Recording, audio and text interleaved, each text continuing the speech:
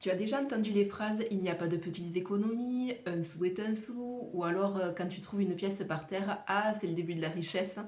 Eh bien aujourd'hui, je vais te prouver que toutes ces phrases sont vraies. Même avec un petit salaire, hein, on peut se challenger, s'amuser et surtout épargner sans se frustrer. Ici, on parle de budget, de la méthode des enveloppes et d'astuces pour économiser plus facilement.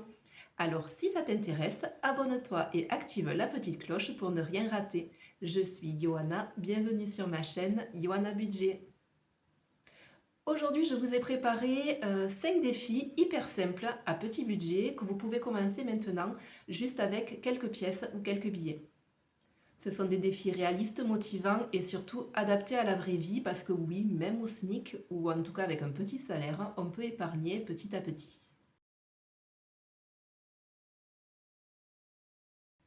Le défi numéro 1, il s'appelle le défi du petit changement. Hop, voilà, je te le montre.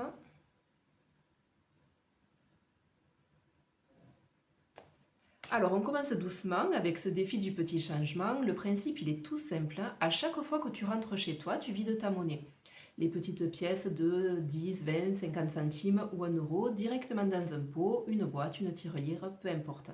Sur la carte, tu colories les montants et au fur et à mesure, tu peux atteindre environ 100 euros.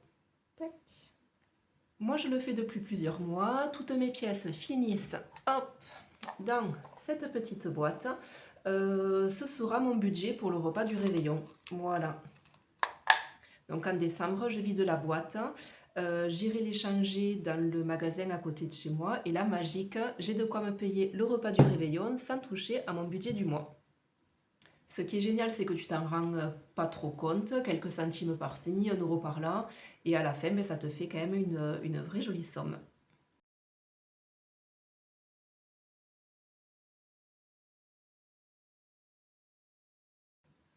Le défi numéro 2, c'est le défi des 5 euros. Hop. Alors celui-là, je l'aime beaucoup. Le principe, c'est à chaque fois que tu as un billet de 5 euros, tu ne le dépenses pas. Ou tu essaies en tout cas. Tu le mets de côté, tu coches la case sur la carte et à la fin, tu auras 400 euros d'économie. Moi, je n'attends pas spécialement de finir ma carte. Je m'en sers pour financer mes petits extras. Des décos de Noël à Action, par exemple, des tours de manège aux enfants. Je me permets de piocher dedans, même si la carte n'est pas remplie. Voilà, je m'en sers vraiment pour les petits plaisirs. Après, ce qui est drôle, c'est que maintenant, quand je tombe sur un billet de 5 euros, je me dis, ah, celui-là, il va être pour ma cagnotte. J'essaie de ne pas y toucher.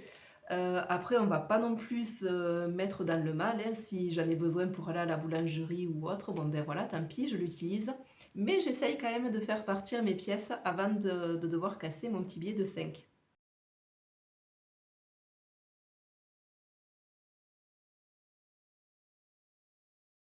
Le troisième défi, alors ça c'est un classique, c'est le défi des 2 euros.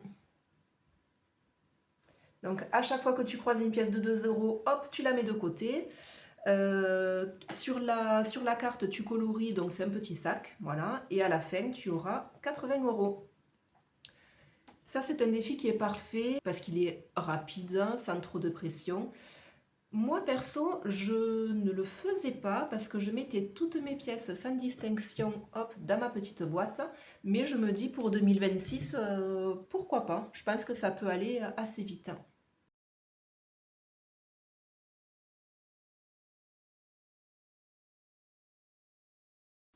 Le quatrième défi est le défi des 50 enveloppes. C'est un petit peu plus ambitieux, mais il a l'air hyper satisfaisant. En fait, tu prends 50 enveloppes que tu numérotes de 1 à 50 et chaque semaine, tu en tires une au hasard. Si tu le fais en défi complet, tu peux quand même économiser 1275 euros. Mais tu peux quand même l'adapter, tu peux l'adapter selon ton budget et c'est ce que je vais faire, je pense, parce que les premières enveloppes, ça va. Quand on va taper entre 40 et 50, ça va être plus compliqué. Donc je pense que je vais faire une version light en divisant par deux. Donc l'enveloppe 1, ce sera 50 centimes, l'enveloppe 50, ce sera 25 euros. L'idée, c'est de garder le côté ludique, hein, sans trop se mettre la pression non plus. Donc celui-là, je pense que je vais le faire. Hein. ce sera pour partir en week-end en amoureux pour notre anniversaire de mariage, donc septembre 2026. Si je commence en janvier, ça me laisse 9 mois. On n'aura pas fini les 50 enveloppes, mais ça fera quand même une jolie somme.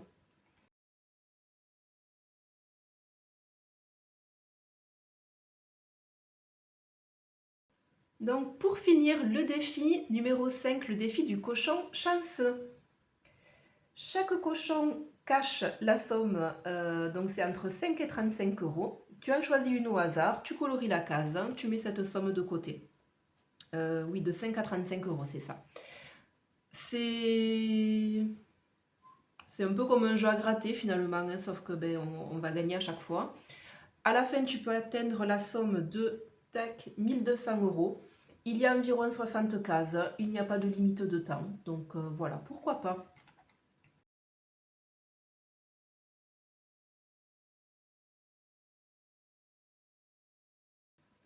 Allez, et je vous mets un petit bonus, donc c'est le pot d'épargne libre. Voilà, donc là, si tu veux un défi encore plus flexible, tu peux essayer le défi du pot d'épargne libre. Tu choisis le montant selon ton humeur, ton budget du moment. Ça peut être une semaine 2 euros, la semaine suivante 10 euros, peu importe.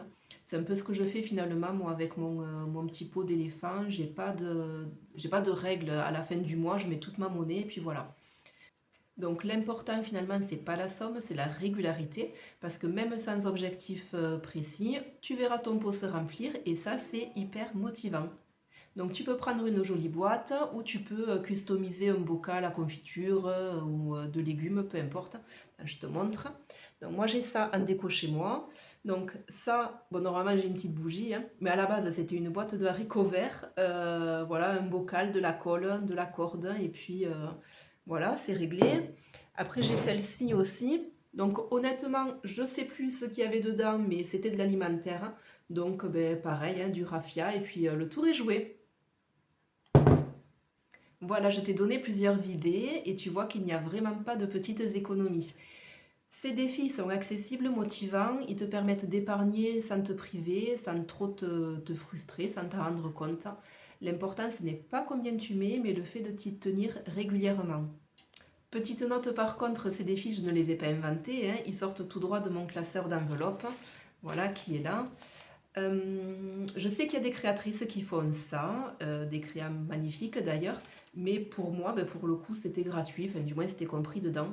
Et tu peux le faire toi aussi tout simplement sur un cahier avec des petits dessins si tu ne veux pas dépenser là-dedans, même si leurs créas sont très jolies. Alors dis-moi en commentaire lequel de ces défis tu as envie de tester ou lequel tu fais déjà.